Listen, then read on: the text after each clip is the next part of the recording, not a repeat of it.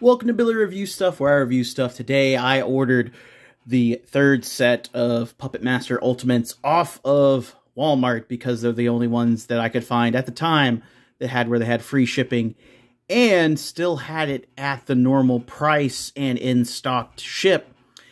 What I received was this package in a plastic mailer, kind of beat up. Thankfully, I'm someone who opens up their figures and stuff, but like you can see, it's kind of kicked the shit. But thankfully, 6-Shooter and Jester are okay in the package. So let me go ahead and get them out of what I do think is a lovely package in general, just not kicked shit. So let's do that. All right, first off, I'm gonna look at 6-Shooter. Who is the larger of the two and the more intricate of it. It's kind of amazing what they've done here. The sculpt looks like 6-Shooter. It looks just like the David Allen puppet. It looks amazing, and it has a ton of articulation. Like, for instance, you could have him set up in that crazy spidery wall-crawling pose from Puppet Master 3, where he's climbing like the I don't want to say the Otzi word. I'm too afraid of like being demonetized by it. But yeah, where he's climbing the wall at the side of the building, which was really cool. And a cool introduction for like him and just a puppeteering for that. It's kind of great. I do kind of wish, because originally we did get all like the full moon action figures, and they had where they were more to like a 4 to, I'd say more like 5 to 6 inch scale, maybe 4 to 5. I kind of wish this figure was bigger just to mess around more with the articulation, but I do appreciate the size he is to go with supposedly 7-inch figures. Dear Lord, at the amount of hands that come with this guy. He has the open hands, the holding hands, and the gun hands. That's 6, 12, 18 hands, all of them hinged. It's kind of insane. But messing around and putting like all of his guns into his hands and rearranging them and stuff and getting them all done up. I love the design for 6-Shooter. It just keeps getting better. I think out of all 3 of these sets, I think this is the one you definitely have to get just for 6-Shooter, because it's just that iconic, offbeat, crazy amalgamation of stuff. A 6-armed cowboy puppet that has where it is a quick draw, Old West, just that face. I see it, and I just hear the I just hear the laugh in my head just looking at it. It's so well done. Whoever is just doing this at NECA, like the individual sculpts and stuff, just everybody working on this has to love Puppet Master to make something this good. And Jester, for a figure that has where it's so small and has such spindly little bits, it doesn't feel like I'm going to break him. He has the, I guess you would say, sausage elbows.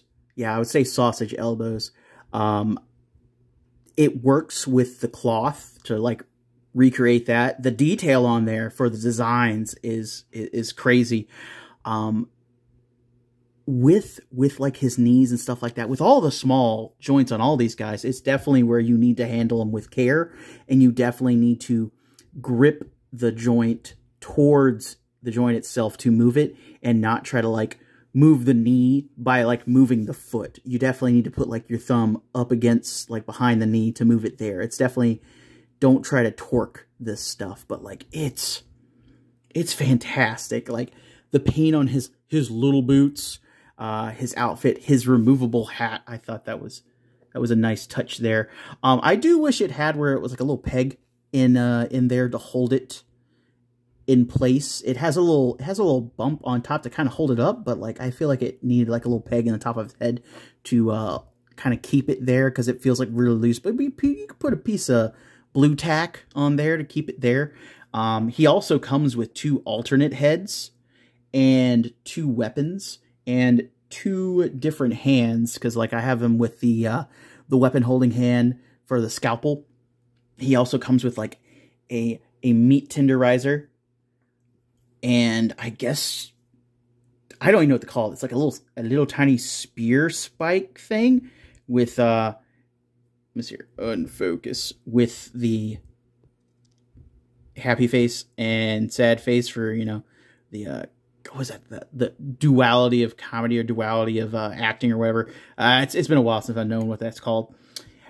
And then 2 alternate heads of, like, you know, laughing Jester and looking to the left, which I'm okay with since he's so small. I don't mind, like, the eyes just looking a little bit to one side. And then, like, the sad Jester. I personally do like the shock Jester face. It works real well. And another thing, it does have where each head has, like, the little serum port in the back there where, like, Toulon injects it in there to revive Jester. I think it was in Puppet Master 2? Or keep him going. It's really neat. Again, like, everybody at NECA who's working on these have to love this franchise to, like, care this much. Because, like, it's on the back of, like, Jester, and it's shown on the back of Jester in the films, but it's not shown on, like, 6-shooter or Pinhead or anything like that. It's the little details that are kind of fascinating to me and just kind of amazing.